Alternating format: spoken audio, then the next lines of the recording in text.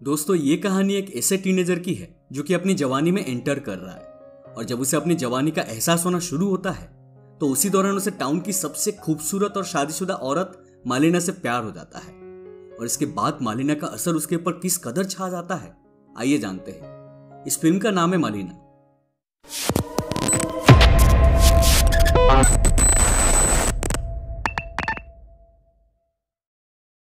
दोस्तों इस मूवी की टाइमलाइन सेकेंड वर्ल्ड वॉर के टाइम में सेट है और मूवी की शुरुआत में हमें इटली के एक छोटे से टाउन को दिखाया जाता है जहां कुछ गवर्नमेंट ऑफिशियल्स घूम घूम के अनाउंसमेंट कर रहे थे कि दोपहर में सभी लोग अपना अपना टीवी और रेडियो ऑन रखेंगे।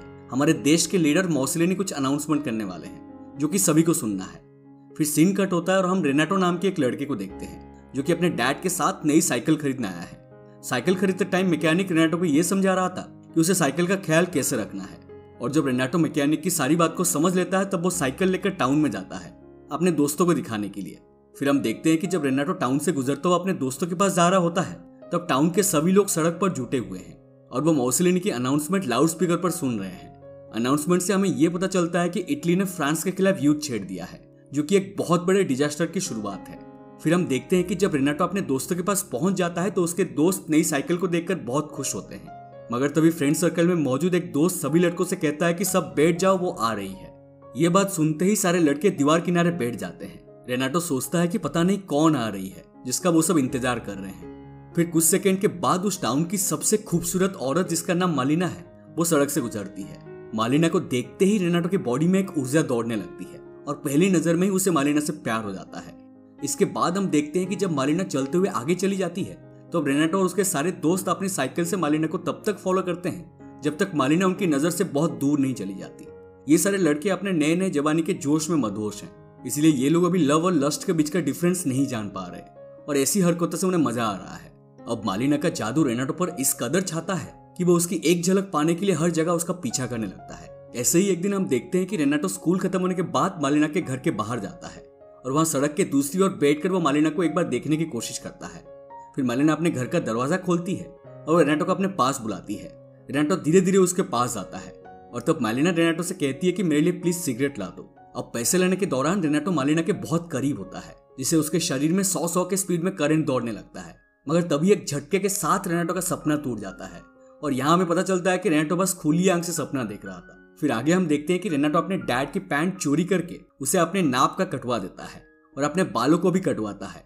ये सब रेनाटो इसीलिए करता है क्योंकि उसे अब लग रहा था कि वो बड़ा हो चुका है और अब हाफ पैंट उसके शान के खिलाफ है। मगर जब रेनाटो के डैड को ये सब पता चलता है कि रेनाटो ने बिना पूछे उनके पैंट को कटवा दिया है तो वो उसका ऐसा धुलाई करते हैं कि उसका पिछवाड़ा का भरता बन जाता है। दोस्तों आप ये सब करने मत लग जाना क्योंकि इंडिया में उड़ता हुआ बैलून और चप्पल ट्रेंडिंग में है।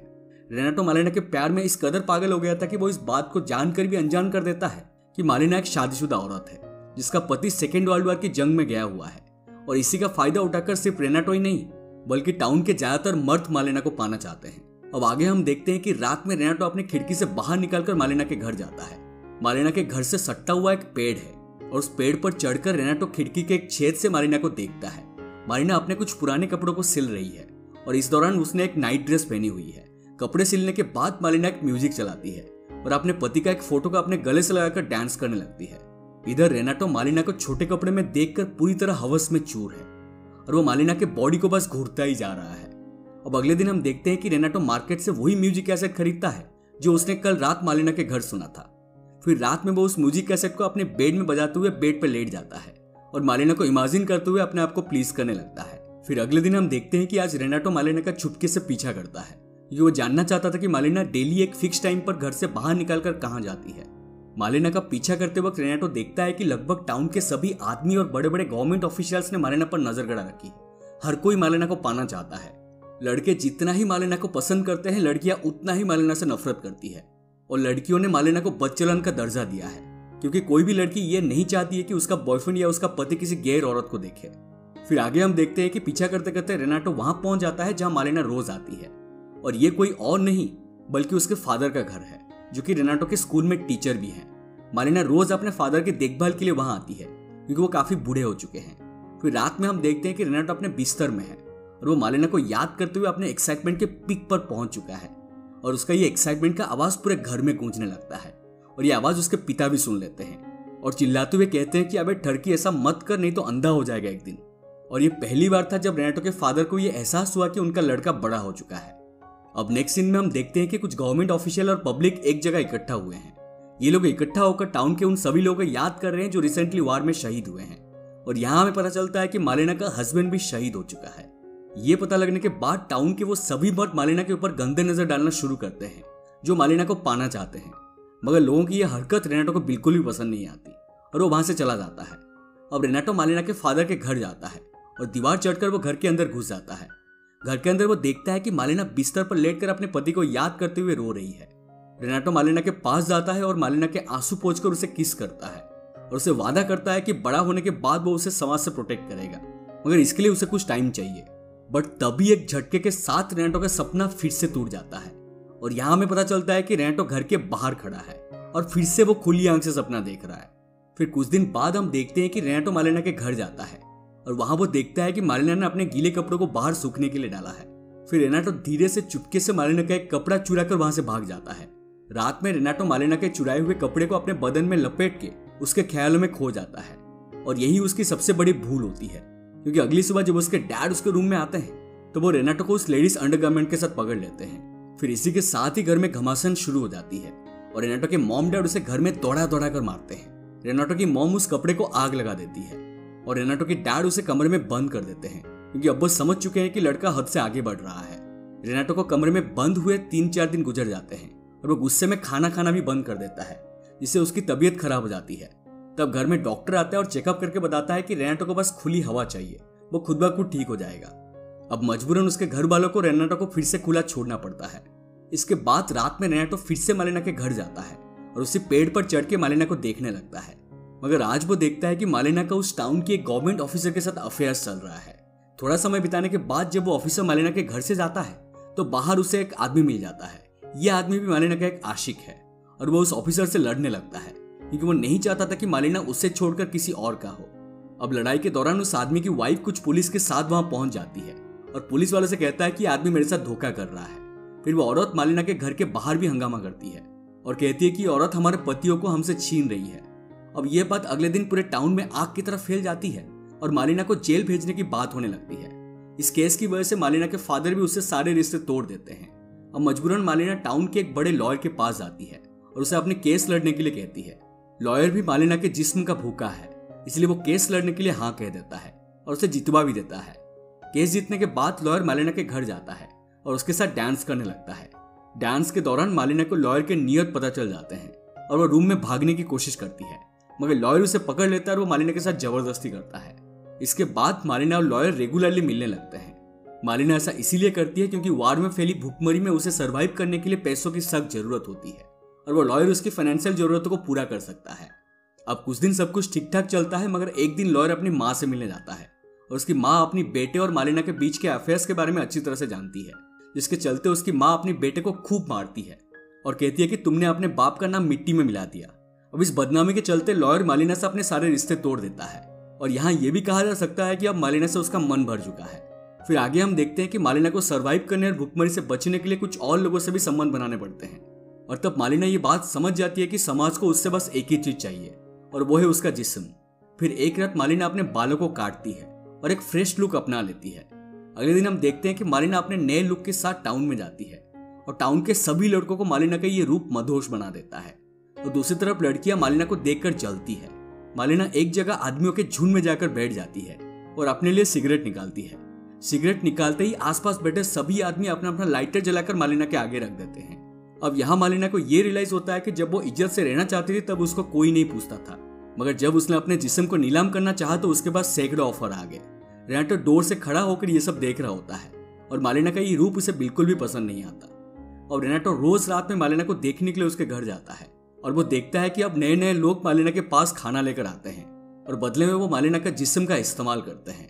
फिर इसी तरह कुछ और दिन बीतते हैं और मालेना टाउन में बहुत पॉपुलर हो जाती है। दूसरी तरफ रेनाटो मालेना को याद कर करके पागल होने लगता है और इसी कारण वो एक दिन बेहोश हो जाता है। उसकी माँ उसे चर्च ले जाती है और कहती है कि मेरे बेटे पर किसी आत्मा का बुरा साया है, प्लीज इसे ठीक कर दो। मगर रेनाटो का बाप सब जानता है कि उसे क्या चाहिए। फिर अगले दिन रेनाटो का बाप उसे एक वेश्यालय ले जाता है और उसे एंजॉय करने की आजादी देता है, जिससे रेनाटो कुछ ही टाइम में खुद ब खुद ठीक हो जाता है। फिर कुछ दिनों बाद हम देखते हैं कि अलाइड फोर्स ने जंग जीत ली है और टाउन में सभी लोग जंग खत्म होने पर जश्न मना रहे हैं। मगर यहाँ टाउन की कुछ औरतें प्लान बनाते हैं कि उन वेश्याओं को घर से बाहर निकालो और उन्हें भी सबक सिखाओ। फिर प्लानिंग के बाद सभी औरतें वेश्यालय में घुसती है और सभी वेश्याओं को बालों से घसीट कर बाहर लाती है। वो औरतें सड़क पर ही उनके कपड़े फाड़ देते हैं और उन्हें घसीट घसीट कर मारती है।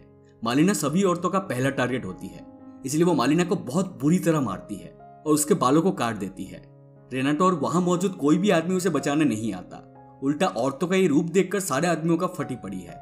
और इस हादसे के बाद मालिना टाउन को छोड़कर चली जाती है और रेनाटो बस उसे दूर से ही देखता रह जाता है। मगर जंग खत्म होने के कुछ दिन बाद टाउन में एक आदमी आता है और यह आदमी और कोई नहीं बल्कि मालिना का हस्बैंड था। और यहाँ हमें पता चलता है कि असल में लड़ाई के दौरान वो कहीं खो गया था और उसके नाम मिलने पर मिलिट्री वालों ने उसे शहीद घोषित कर दिया। जंग के दौरान मालिना के हस्बैंड ने अपना एक हाथ खो दिया होता है और जब वो अपने घर जाता है तो वो देखता है कि उसका घर अब एक रेफ्यूजी कैंप बन चुका है। फिर मालिना का हस्बैंड टाउन में अपनी वाइफ के बारे में पता करता है और तब उसे पता चलता है कि उसके गैर मौजूदगी में उसके वाइफ के साथ क्या क्या हुआ है। और ये सब जानने के बाद उसे इस बात का बहुत दुख होता है कि जिन लोगों के लिए वो जंग में लड़ने गया था उन्होंने ही उसकी वाइफ का शोषण किया है। अब रेनाटो मालिना का हस्बैंड को बताना चाहता था कि मालिना कहाँ गई है, मगर वो उसके सामने जाने की हिम्मत नहीं जुटा पाता। फिर एक रात वो एक लेटर में अपनी सारी बातें लिखकर मालिना के हस्बैंड के स्लीपिंग बेड पे छोड़ देता है। और जब उसका हस्बैंड उसका लेटर पढ़ता है तो उसे पता चलता है कि उसकी वाइफ बस उसी के लिए लॉयल थी, मगर जंग की हालत ने उसे एक वेश्या बना दिया। लेटर में यह भी लिखा होता है कि लास्ट टाइम मालिना ने मसीना सिटी की एक ट्रेन पकड़ी थी और तब से वो वापस नहीं लौटी है।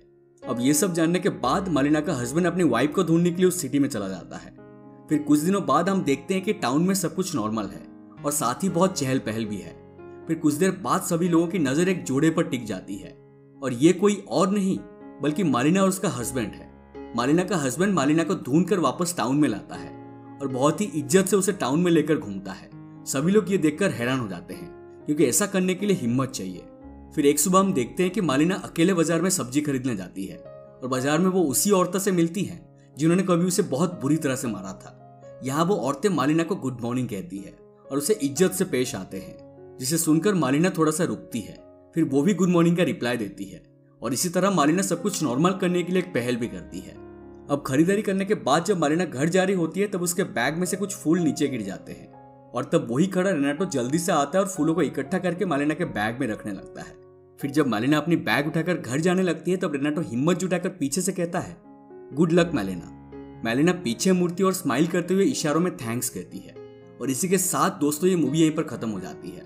तो दोस्तों हैप्पी एंडिंग तो नहीं मगर इसे एक कॉम्प्रोमाइजिंग एंडिंग कहा जा सकता है, क्योंकि एंड में रेनाटो अपने लस्ट पर काबू पाकर मैच्योरली मालिना को अपने नई जिंदगी के लिए बधाइयां देता है और दूसरी तरफ सारे उतार चढ़ाव को झेलने के बाद मालिना की लाइफ किसी तरह दोबारा स्टेबल हो जाती है।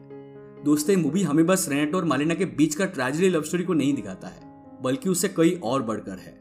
यह हमारे समाज में लोगों का एक अकेली औरत के प्रति अपनी गंदी नजरिया को दिखाती है। जब वो एकदम अकेली होती है तब उसका सब बिना रिस्पेक्ट किए उसका सिर्फ फायदा उठाना चाहते हैं और जब उसका हस्बैंड फिर से वापस आ जाता है तब फिर से उसे रिस्पेक्ट मिलना शुरू हो जाता है। दोस्तों उम्मीद करता हूं कि आपको एक्सप्लेनेशन पसंद आई हो। अगर पसंद आए तो प्लीज हमारे वीडियो को लाइक करें, शेयर करें और हमारे चैनल को सब्सक्राइब करके हमें सपोर्ट कीजिए और साइड वाला बेल आइकन को भी दबा दीजिए, क्योंकि हम ऐसे ही इंटरेस्टिंग एक्सपीरियंसेस लाते रहते हैं। मिलते हैं अगले वीडियो में, तब तक stay safe and take care.